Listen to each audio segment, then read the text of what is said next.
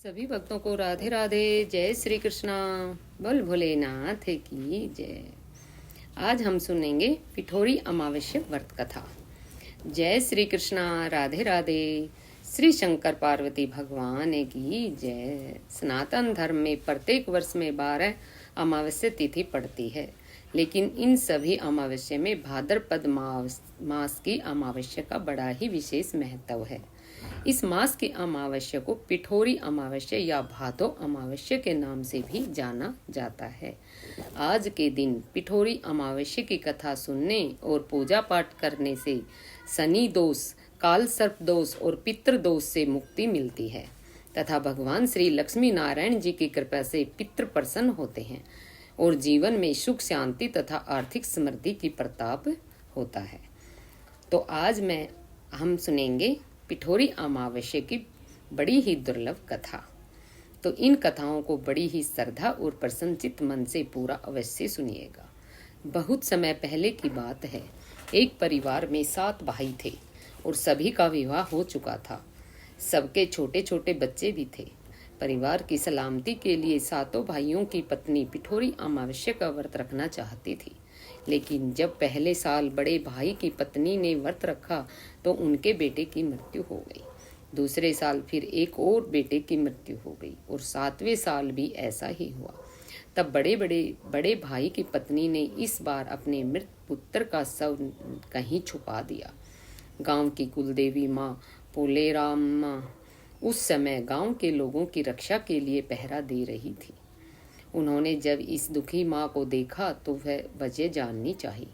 तब बड़े भाई की पत्नी ने सारा किस्सा देवी पोलेरमा को यह कह सुनाया। तब देवी को उस पर दया आ गई।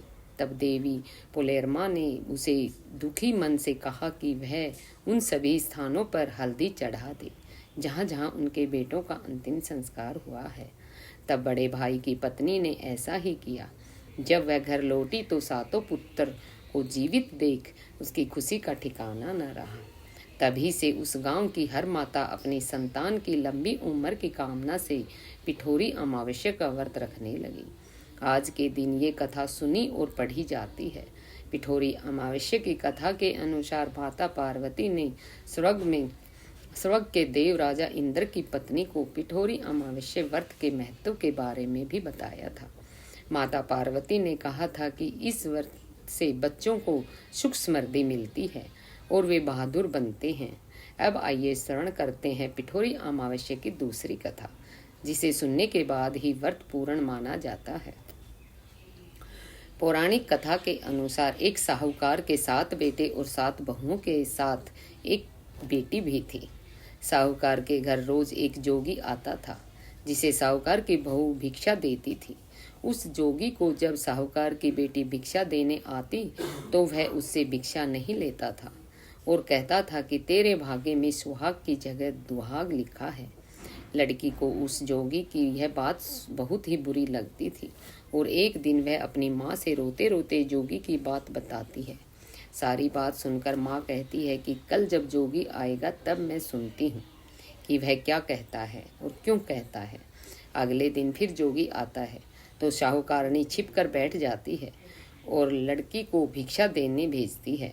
जोगी उससे भिक्षा नहीं लेता और फिर वही बात दोहराता है कि तेरे भाग्य में सुहाग की बजाय दुहाग लिखा है। लड़की की माँ बाहर निकल आती है और जोगी से कहती है कि एक तो हम तुम्हें भिक्षा देते हैं और तू हमें गाली देता है। जोगी कहता है कि मैं गाली नहीं दे रहा हूँ, जो बात सच है वही कह रहा हूँ। इसके भाग्य में जो लिखा है मैं वही सच आपको बता रहा हूँ। सारी बातें सुनने पर लड़की की माँ कहती है कि जब तुझे सारी बात बोल भोलेनाथ की जय। श्री शिवाय नमस्तुभ्यम। श्री शिवाय नमस्तुभ्यम। सारी बात सुनने पर लड़की की माँ कहती है कि जब तुझे सारी बात का पता है तो इससे बचने का उपाय भी पता होगा, वह बताओ। जोगी कहता है कि 7 समंदर पार एक धोवन रहती है जिसका नाम सोना है। वह अमावस्या का व्रत करती है। अगर वह आकर इसे फल दे तब इसका दुहाग टल सकता है, अन्यथा विवाह के समय सर्प के काटने से इसके पति की मृत्यु हो जाएगी। सारी बात सुनकर माँ रोने लगी और सोना धोबिन की तलाश में निकल गई। चलते चलते रास्ते में तेज धूप पड़ रही थी, जिससे बचने के लिए वह एक पीपल के वृक्ष के नीचे बैठ गई। उसी वृक्ष पर एक गरुड़ के बच्चे अपने घोंसले में थे। एक सांप आया और गरुड़ के बच्चों को खाने के लिए लपका, लेकिन साहूकारनी ने उस सांप को मारकर बच्चों की रक्षा की। कुछ देर बाद गरुड़नी आई और सब जगह खून देखकर साहूकारनी को चोंच से मारने लगी। साहूकारनी बोली कि एक तो मैंने तेरे बच्चे को सांप से बचाया है और तू मुझे ही मार रही है। सारी बातें जानने पर गरुड़नी बोली कि तूने मेरे बच्चों की रक्षा की है, इसलिए मांग जो चाहती है। साहूकारनी गरुड़नी से कहती है कि मुझे 7 समंदर पार सोना धोबिन के यहाँ छोड़ दो, और गरुड़नी ने वैसा ही किया। साहूकारनी वहाँ पहुँच तो गई, लेकिन सोचने लगी कि इसे कैसे मनाऊं। सोना धोबिन की भी 7 बहुएं थी, लेकिन घर के काम को करने के लिए सदा आपस में लड़ती झगड़ती रहती थी।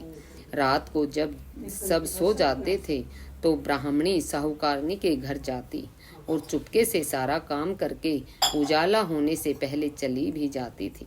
सारी बहुएं आपस में यही सोचती कि कौन सी बहू है जो सारा काम कर देती है, लेकिन एक दूसरे से पूछने की हिम्मत किसी की भी नहीं होती थी। एक दिन सोना धोबिन ने भी सोचा कि आजकल बहुएं लड़ती भी नहीं हैं और काम भी सारा हो जाता है। सोना धोबिन ने सारी बहुओं को बुलाया और पूछा कि आजकल तुम लड़ती भी नहीं हो और घर का सारा काम भी हो जाता है।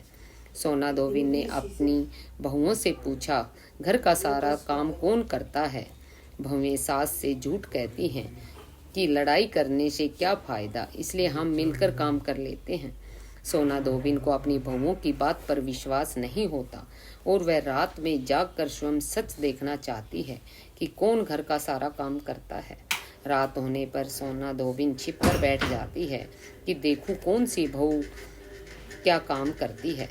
रात हुई तो वह देखती है कि एक औरत चुपके से घर में घुस रही है।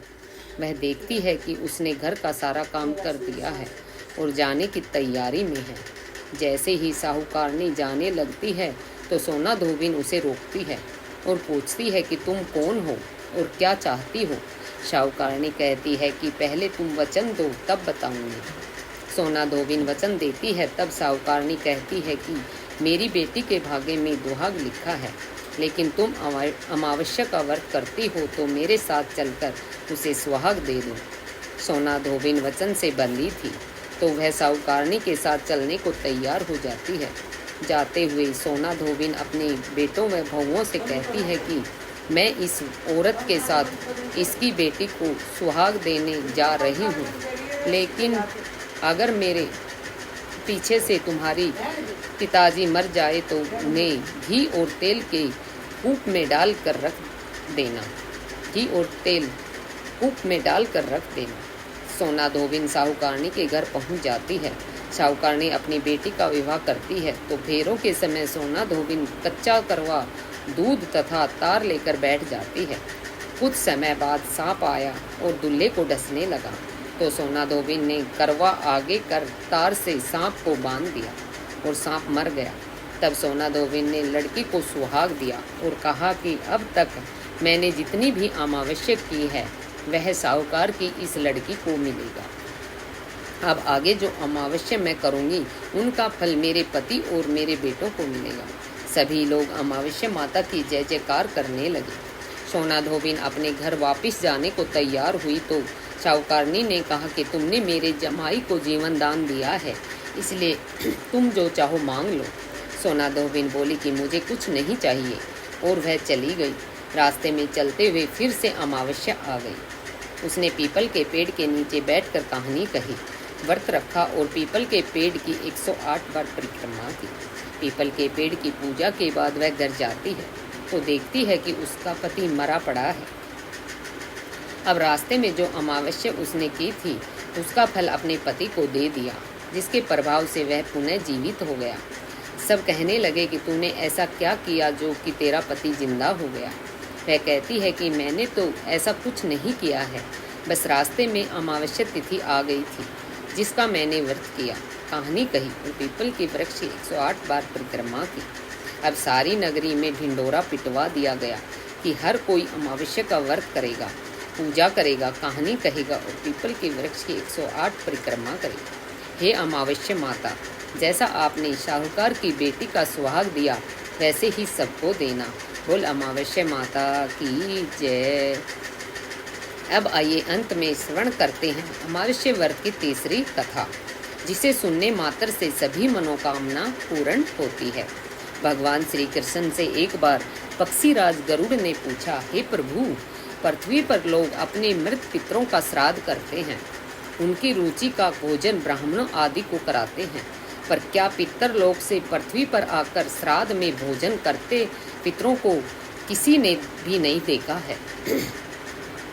भगवान श्री कृष्ण ने कहा कि हे गरुड़, तुम्हारी शंका का निवारण करने के लिए मैं देवी सीता के साथ हुई घटना सुनाता हूँ।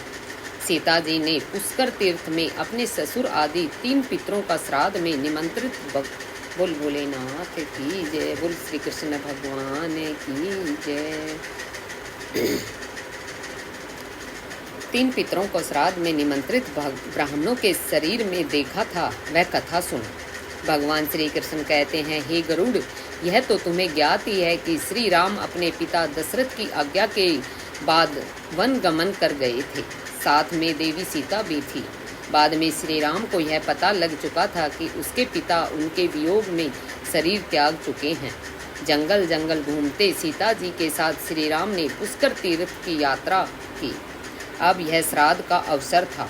ऐसे ही मैं पिता का श्राद्ध पुष्कर में हो, इससे श्रेष्ठ क्या हो सकता है। तीर्थ में पहुंचकर उन्होंने श्राद्ध की तैयारियां आरंभ की। श्री राम ने स्वयं ही विभिन्न साग, फल एवं अन्य उचित खाद्य सामग्री एकत्रित की। जानकी जी ने भोजन तैयार किया। उन्होंने एक पके हुए फल को सिद्ध करके श्री राम जी के सामने उपस्थित किया। श्री राम ने ऋषियों और ब्राह्मणों को सम्मान सहित आमंत्रित किया। श्राद्ध कर्म में दीक्षित श्री राम की आज्ञा से स्वयं दीक्षित होकर सीता जी ने उस धर्म का सम्यक और उचित पालन किया तथा सारी तैयारियां संपन्न हो गई। अब श्राद्ध में आने वाले ऋषियों और ब्राह्मणों की प्रतीक्षा थी। उस समय सूर्य आकाश मंडल के मध्य पहुंच गए और कुतुब मुहूर्त यानी दिन का 8वां मुहूर्त अथवा दोपहर हो गई। श्री राम ने जिन ऋषियों को निमंत्रित किया था वे सभी आ गए थे। श्री राम ने सभी ऋषियों और ब्राह्मणों का स्वागत और आदर सत्कार किया तथा भोजन करने के लिए आग्रह किया। ऋषियों और ब्राह्मणों को भोजन हेतु आसन ग्रहण करने के बाद जानकी अन्न परोसने के लिए वहां आई। उन्होंने कुछ भोजन बड़े ही भक्ति भाव से ऋषियों के समक्ष पत्तों के बनी थाली पर परोसा। वे ब्राह्मणों के बीच भी गई और अचानक ही जानकी भोजन करते ब्राह्मणों और ऋषियों के बीच से निकली तो तुरंत वहां से दूर चली गई।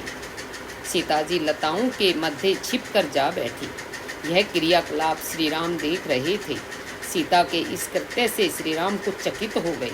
फिर उन्होंने विचार किया कि ब्राह्मणों को बिना भोजन कराए साध्वी सीता लज्जा के कारण कहीं चली गई होगी। सीता जी एकांत में जा बैठी है। फिर श्री राम जी ने सोचा, अचानक इस कार्य का क्या कारण हो सकता है। अभी यह जानने का समय नहीं। जानकी से इस बात को जानने से पहले मैं इन ब्राह्मणों को भोजन करा लूं, फिर उससे बाद में करूँगा। ऐसा विचार कर श्री राम ने स्वयं उन ब्राह्मणों को भोजन कराया। भोजन के बाद ऋषियों को विदा करते समय भी श्री राम के मस्तिष्क में यह बात रह रहकर कौंध रही थी कि सीता ने ऐसा अप्रत्याशित व्यवहार क्यों किया। उन ब्राह्मणों के चले जाने पर श्री राम ने अपनी प्रियतमा सीता से पूछा, ब्राह्मणों को देखकर तुम लताओं की ओट में क्यों छिप गई थी? यह उचित नहीं जान पड़ा। इससे ऋषियों के भोजन में व्यवधान हो सकता था, वे कुपित भी हो सकते थे। श्री राम बोले, हे सीते, तुम्हें तो ज्ञात है कि ऋषियों और ब्राह्मणों को पितरों के प्रतीक माना जाता है। ऐसे में तुमने ऐसा क्यों किया? इसका कारण जानने की इच्छा है मुझे, अविलंब बताओ। श्री राम के ऐसा कहने पर सीता जी मुंह नीचे कर सामने खड़ी हो गई और अपने नेत्रों से आंसू बहाती हुई बोली, हे नाथ, मैंने यहाँ जिस प्रकार का आश्चर्य देखा उसे आप सुने। इस श्राद्ध में उपस्थित ब्राह्मणों की अगली पांत में मैंने 2 महापुरुषों को देखा जो राजा जैसे प्रतीत हो रहे थे। ऋषियों ब्राह्मणों के बीच सजे धजे राजा महाराज जैसे महापुरुषों को देख मैं अचरज में थी। तभी मैंने आपके पिताश्री के भी दर्शन किए। वह भी सभी तरह से राजसी वस्त्रों और आभूषणों से सुशोभित थे। आपके पिता को देखकर मैं बिना बताए एकांत में चली आई थी। मुझे न केवल लज्जा का बोध हुआ वरन मेरे विचार में कुछ और भी आया। तभी निर्णय लिया, हे प्रभु, पेड़ों की छाल, वल्कल और मृग चर्म धारण करके मैं अपने ससुर के सम्मुख कैसे जा सकती थी। मैं आपसे यह सत्य ही कह रही हूँ। अपने हाथ से राजा को मैं वह भोजन कैसे दे सकती थी जिसके दासों के भी दास कभी वैसा भोजन नहीं करते। मिट्टी और पत्तों आदि से बने पात्रों में मैं उस अन्न को रखकर मैं उन्हें कैसे देती। मैं तो वही हूँ जो पहले सभी प्रकार के आभूषणों से सुशोभित रहती थी और आपके पिताश्री मुझे वैसी स्थिति में देख चुके थे। आज मैं इस अमावस्या में उनके सामने कैसे जाती। उससे उनके मन को और भी क्षोभ होता। मैं उनको क्षोभ में कैसे देख सकती थी। क्या यह कहीं से उचित होता। इन सब कारणों से हुई लज्जा के कारण मैं वापस हो गई और किसी की दृष्टि न पड़े इसलिए सघन लताओं में आ बैठी। गरुड़ जी कहते हैं, हे भगवान, आपकी इस कथा में मेरी शंका का उचित निवारण हो गया है कि श्राद्ध में पितृगण साक्षात प्रकट होते हैं और वे श्राद्ध का भोजन करने वाले ब्राह्मणों में उपस्थित रहते हैं। बोल अमावस्या माता की जय। पौराणिक कथा के अनुसार एक गांव में सास और बहू अकेले रहते थे। उनका बेटा विदेश में कमाने के लिए गया हुआ था। सास और बहू बहुत प्रेम से रहती थी और दोनों एक दूसरे की देखभाल भी करते थे। एक दिन बहू ने खाना नहीं खाया। तब सास बहू से पूछने लगी कि बेटा, आज तुमने खाना क्यों नहीं खाया। तब बहू कहने लगी कि सासू माँ, आज मेरा अमावस्या माता का व्रत है इसलिए मैंने खाना नहीं खाया। तब सास ने कहा कि बहू, यह अमावस्या माता का व्रत क्या होता है और इस व्रत को करने से क्या फल मिलता है, मुझे भी समझाओ। तब बहू कहने लगी कि सासू माँ, अमावस्या माता का व्रत करने से बहुत पुण्य मिलता है। घर में अन्न धन भरा रहता है, सुख शांति भी बनी रहती है और अटल सुहाग मिलता है और पुत्र की प्राप्ति होती है। इसी तरह से 3 पनौती अमावस्या माता का व्रत भी रखा जाता है।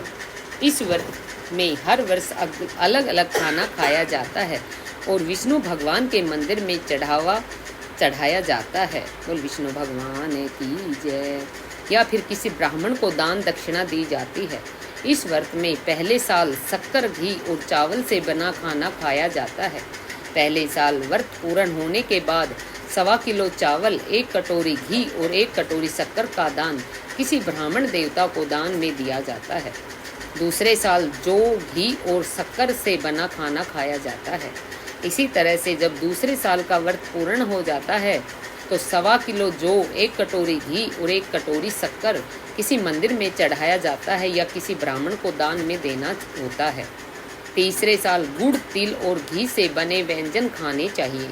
जब तीसरे साल व्रत पूर्ण हो जाए तब आधा किलो तिल, गुड़ और 1 कटोरी घी किसी मंदिर में चढ़ाया जाता है या ब्राह्मण को दान में दिया जाता है। सासू माँ, इसे ही 3 पनौती अमावस्या का व्रत कहा जाता है।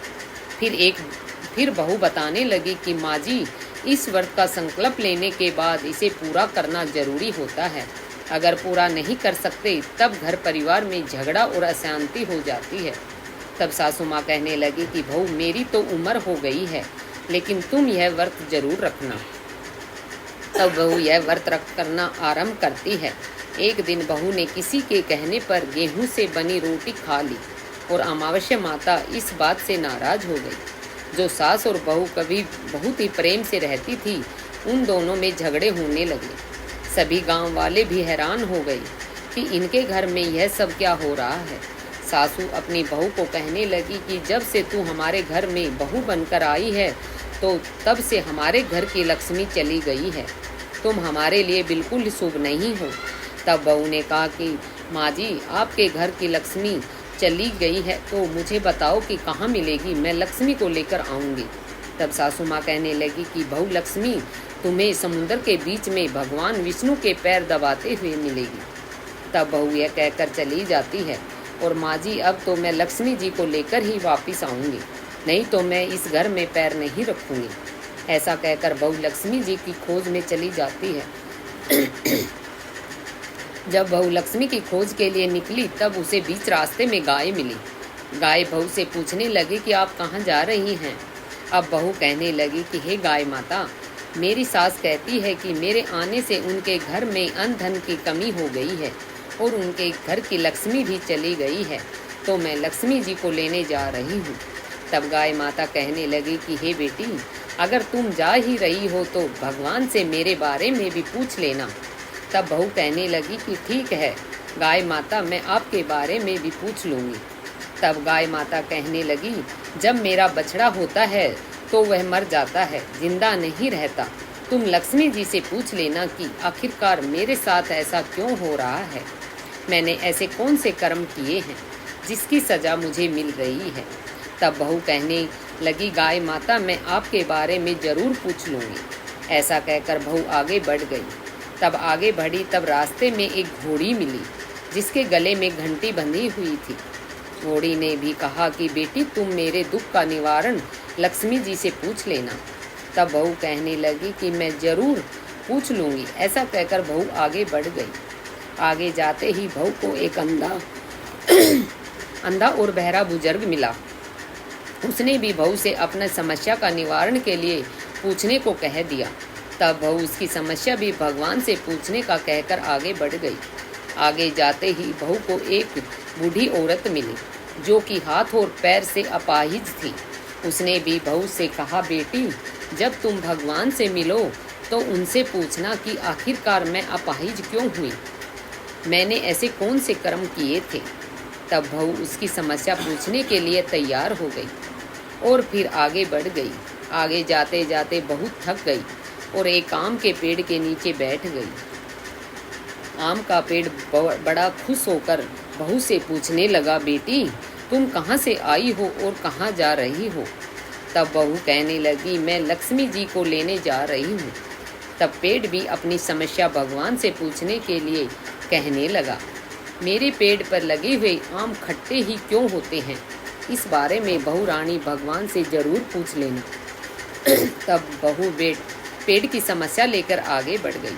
थोड़ी दूर जाने पर बहू को एक तलाई मिली। वह भी बहू से कहने लगी कि तुम भगवान से पूछना कि मेरी तलाई का पानी इतना मैला क्यों है, कोई भी यहाँ आकर पानी नहीं पीता। तब बहू कहने लगी कि ज़रूर पूछ लूँगी। ऐसा कहकर बहू आगे बढ़ गई।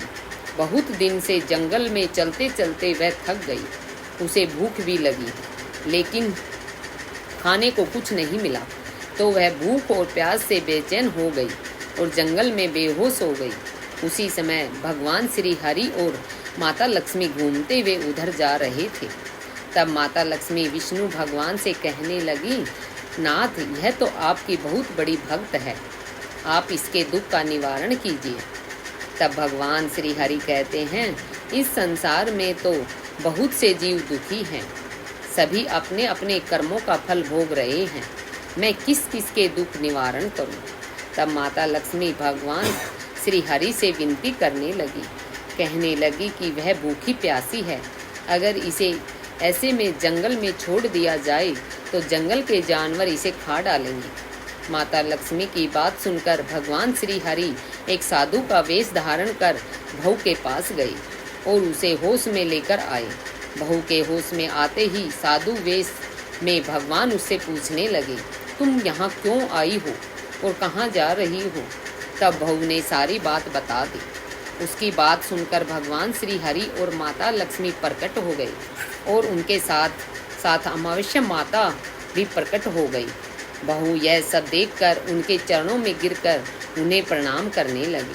तब अमावस्या माता बहू से कहने लगी, बेटी तूने मेरे व्रत को खंडित किया है, इसी की सजा तुझे मिली है, लेकिन अब मैं तुझे क्षमा करती हूँ।